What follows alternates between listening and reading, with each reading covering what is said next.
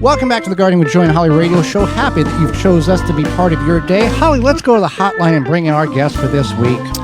Graham Laird Gardner has over 25 years of experience in landscape design and project management in public, private, and nonprofit sectors. Beyond his residential design projects, he's worked with agencies such as the Denver Parks Department, the U.S. Fish and Wildlife Service, and the Rhode Island Natural History Survey, as well as cooperative extension offices, friends of parks groups, and native plant societies. His latest book is called Tiny and Wild. He is now a flower farmer in Puerto Rico. Welcome to the program, Graham.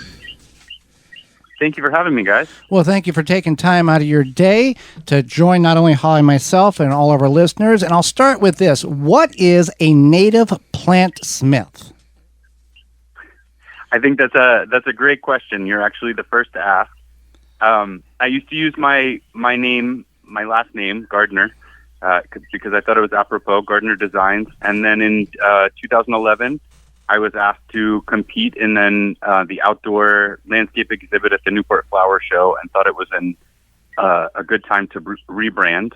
My family had a custom home company which prided itself on hiring the best craftsmen, and so I borrowed the smith from blacksmith, goldsmith, wordsmith, and coined the plantsmith. And then my passion at the time, and continues to be, native plants. I was involved in the Native Plant Society and other restoration projects, and I wanted to get the word out on the importance of connecting native plants and local ecology, so I became the native plantsmith. That's really creative. That's cool. So what inspired you to become a flower farmer, to go from, working with the public plant or project management, etc., to then becoming a flower farmer? Well, I've always enjoyed all aspects of design, and working in gardens. I would create flower arrangements to highlight what was currently blooming in people's yards or in landscapes, to bring those indoors and call people's attention to them. So when I moved to Puerto Rico, I knew that I wanted to be involved in the agroecology movement here, and to be part of the farming land management group, and flowers kind of seemed like a natural fit for me. So I was approached by one of the, I would say, premier flower farms on the island after they had read my book, and I had visited a few times to join their team. And since November of last year, I've been working alongside them, expanding the farm and using some of the techniques from the book rather than single, traditional agriculture, single species in single rows. I'm planting in mixed design so that it's more of a meadow, and yet it still fulfills the production aspect of continuous bloom, and we're able to cut a variety of species and keep that going. Now, for people who have inquisitive minds, did you know what you were getting into when you moved to Puerto Rico? It's growing zone 11 to 13, I think, compared to where some of the places you have been. It was quite a bit of a change. Absolutely. No, I'm still playing catch up on that. I've been here for 3 years, and you turn your back for a day or two, and the jungle comes back behind you. So it's quite different. In Denver, we received about 11, I believe, between 11 and 15 inches of rain a year. I farm and live near the bottom of the rainforest, and we get 80 inches per year. In Rhode Island, we got 44. So it's rainfall, it's soil type, it's all those same things that you would use in your own landscape to determine what species are best, but on a much different level. And certainly being able to grow 12 months out of the year versus having a dormant season I'm super excited about, because I am so passionate about plants. And so this is the first opportunity I've had to grow 12 months of the year. And I'm assuming the insects or the dangerous animals are a new venture as well to deal with those. Yeah, it depends. Fortunately, there aren't too many dangerous animals, but the insects are completely different.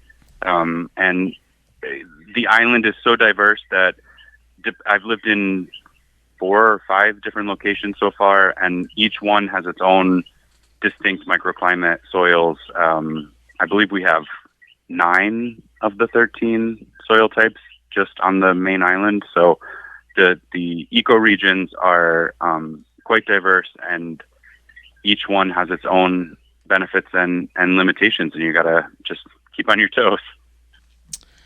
Fantastic. So you, your most recent book is called Tiny and Wild: Build a Small Scale Meadow Anywhere. Could you tell us more about your book and what could pique our listeners' interest to pick up a copy and look into it and the concepts there? Sure. So I wrote Tiny and Wild to make my design approach accessible to all, regardless of the size of their landscape or even access to land.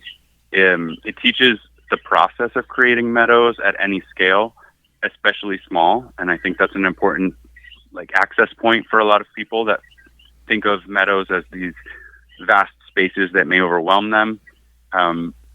So it could even be a group of containers on a balcony if you don't have land access. When I lived in Denver, aside from joining community gardens, I didn't actually have land for the first time. So I had, I don't know, 25 containers on my balcony and was doing the best I could with that limited space. So this is kind of teaching my own process of how to get inspired, how to locate the appropriate spot on your property, how to do site assessment, how to prepare the land, how to do the research and get inspired, create your plant list, and then the design fundamentals. It's written in a zone agnostic way so that it's more about process than it is about recipe. And it encourages people to link up to their natural spaces around them, to their native plant societies, to the outdoor groups that have plant enthusiasts, so they can really get in touch with what makes a place unique. And there's maintenance, installation. It walks you through the whole process. It's the 101 entry level, but I think even with more established gardeners, perhaps meadows seem maybe overwhelming, or they're used to seeing meadow in a can mixed results, or they live in an HOA situation where they really have to demonstrate the design aesthetics. And so that was the focus. And a lot of the book includes about 65-70% of the book is my own photography from work I've done over the years. So it's between the photos and the simplicity. I think it's approachable for not from novice to moderate experience, and even some of my friends who are more advanced have said that they find it to be a good resource to recommend to their clients and to share with their neighbors. So I would recommend checking it out. It also has an extensive resource section at the back from the people that inspired me, other designers, other gardens to visit, and yeah, that would be my my pitch there. So you mentioned meadows. Why meadows versus lawns? And if one wants to have a meadow but doesn't want to get rid of the lawn, can it be incorporated? Can you have a little bit of both? Absolutely. Yes. I actually don't know who first stated it, but it's been bounced around a lot, and I mention it in the book, and I use it in my talks. If you think of a lawn as an area rug, in the most active locations that you program on your property, where the kids play, or where you have the chaise lounges, or where you do outdoor dining, or maybe your path system throughout the landscape, then all the rest of that space can be activated and turned into meadow.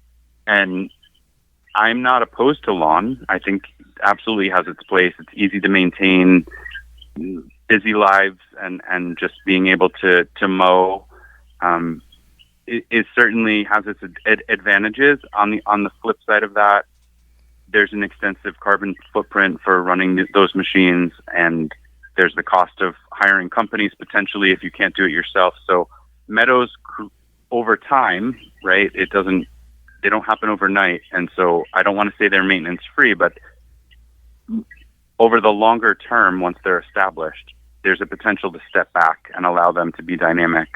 They'll still be editing. You'll still have to monitor for invasive plants, but the water and inputs of, fertilizer or anything else will be greatly reduced, and you will be inviting so many more species onto your property to observe, to just live amongst, and also the dynamism of watching various flowers bloom, especially if you're choosing things that are local to your area. It's a real connecting point. Instead of thinking of nature as something that's out there in the preserves, you get to invite it onto your property. So if you think of the lawn as an area rug, even if it's a big one, you can slowly use those borders and encircle yourself with biodiversity and more life. That's definitely, I like that comparison, that analogy. So, what are some tips on watering a meadow versus a lawn? I know that the meadow, I think, can be a little bit more self-sustaining and less water usage. Is that correct? What are some tips there? Yes, over the long term, once the plants are established, I would say especially if you're choosing more of a native palette, most of those plants don't require water unless there's an extended drought or you're maintaining for a certain aesthetic. And in fact, if you're overwatering, you can get floppy plants because you're just giving them too much nurture. So lawns are highly resource intensive, and in terms of establishment, it really depends on, your local rainfall, the species that you're including, the soil type that you have, the microclimate that you're working within, whether you're working from a 1 gallon plant, which is going to be more cost, present more of an upfront cost, or if you're working from seeds may, depending on the time of year, seeds may require a daily light watering to keep the soil surface damp until they germinate or until they get to a certain stage.